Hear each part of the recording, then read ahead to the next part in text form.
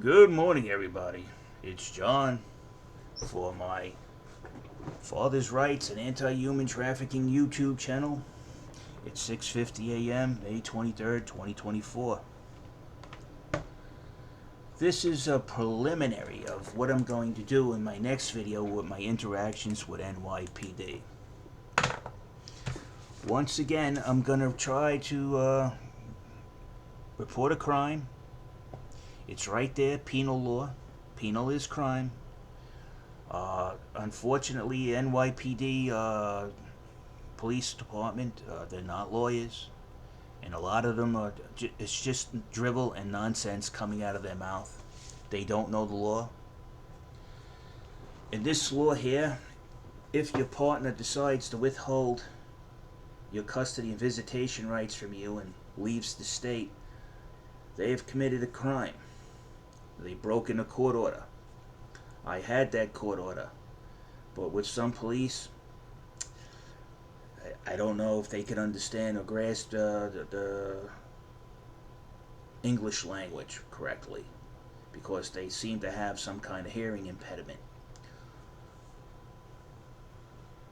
Now, when this law here, right? If somebody decides to, doesn't matter, same-sex couple, girl, girl, boy, boy, or anything in between, you have a child through adoption or maybe from a previous marriage, or everybody now has kids. This isn't just a cisgendered problem.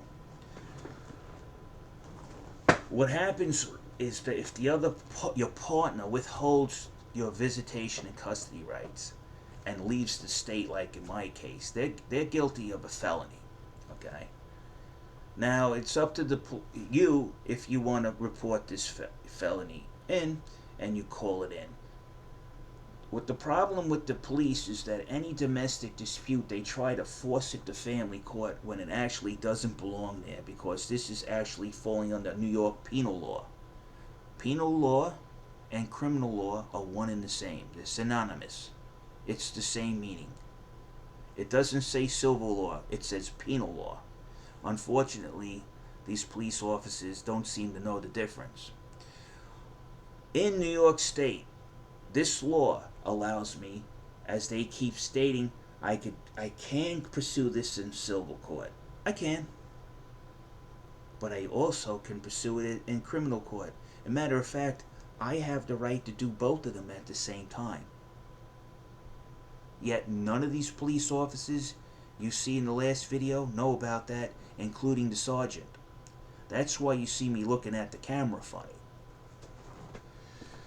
Not only that, my daughter is under extreme risk being in the custody of my wife because she has abused a child in the past. I have substantial evidence that her family has indeed trafficked a child. Okay? This child, at the time when this girl was 15 years old, she was trafficked to a 31-year-old male that had raped her when she was around 14 years old. If you have knowledge, and you're an adult over 18 years old in New York State, if you have knowledge that a child was sexually abused and trafficked, and you don't call the police, you are guilty of a serious crime. It's serious if it's done locally within the state, but when the child crosses state lines, it becomes federal. And the consequences for that are much harsher. So I'm going to attempt to report this as well. Now, why am I doing that? I've been to another precinct, and the first time I went up there and tried to report this, I was utterly rejected based on the nonsense. I was seeking to get my gun back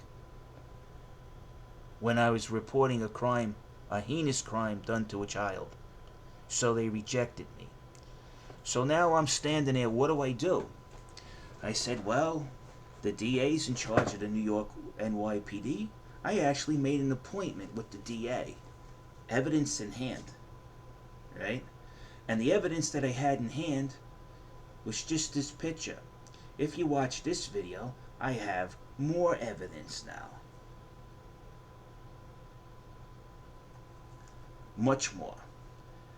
When I arrived at that office and I said I need to speak to somebody about a crime that was done against a child, it's exposing my daughter to risk because my daughter's in the custody of somebody that was involved in this. They said, okay, a detective will come out of the office and you show him what you got. Soon as I showed him a picture of a 15-year-old pregnant girl in a wedding dress being married off by her guardian to a 31-year-old, well, lo and behold, the DA called me into her office, through the steel door, and I met her and sat down and talked to her. She's the assistant DA of the Special Victims Unit. Her name's Jessica Mellon. She gave me her personal office number. Here it is on her letterhead. She told me, okay, Mr. Russo, we think you have a legitimate crime here. And she said, go to the 112th and report it again. I explained to her I tried to. And they sent me packing. She goes, no, you go down there again and you come back and tell me the results. I went down there and they utterly rejected me again. Now, I want you to know, a detective from the Special Victims Unit out of the DA's office said this is a legitimate crime and it must be investigated. And the 112th went against their own boss.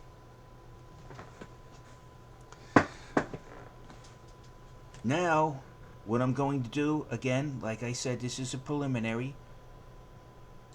I'm going to report this crime. This is a felony. She left the state. This is a felony.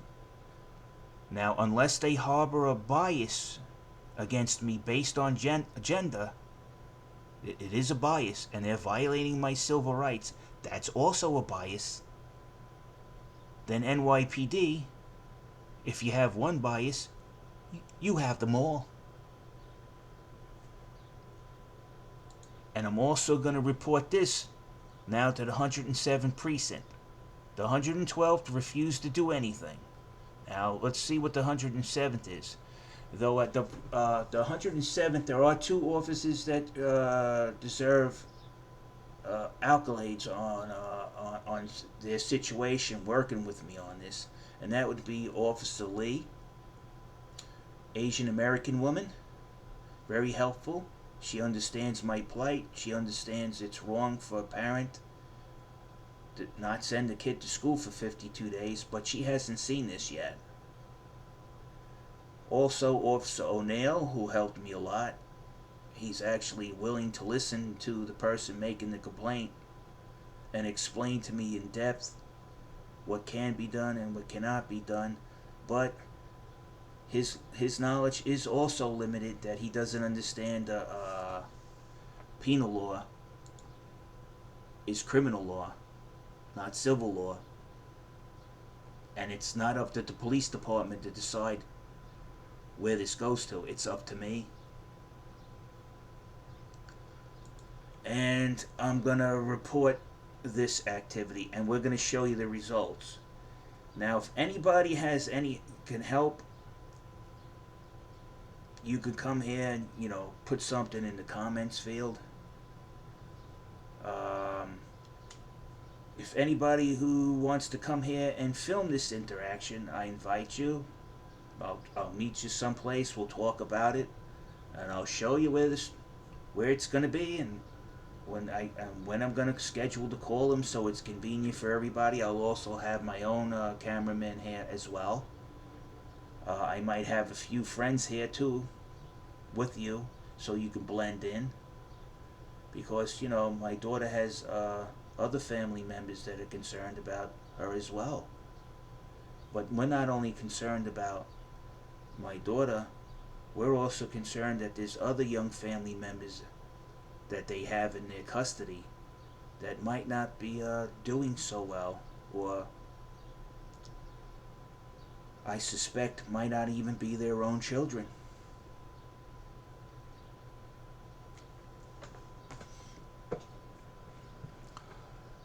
So if anybody wants to help, feel free to put in the comments. I'll take any help I can get. As far as legal wise, I've done everything I possibly could. Everything's taken care of. Everybody's paid. The T's are crossed, the I's are dotted. But the fact that we have to actually try to force NYPD to do their job because they harbor a bias based on gender on a domestic um, incident, so to say, that's also got to stop. And the reason why I say that's got to stop, guys' lives are getting ruined because they let women perjure themselves in court, get caught, and still allow them to keep, you know, running that perjury route, still living a lie, and not be held accountable for these evil things that they're doing. And I'm sorry, child neglect is evil. Trafficking a child is evil. Having knowledge that a child is in desperate need of help and you're right there and you do nothing is evil. And on that, I'm out of here.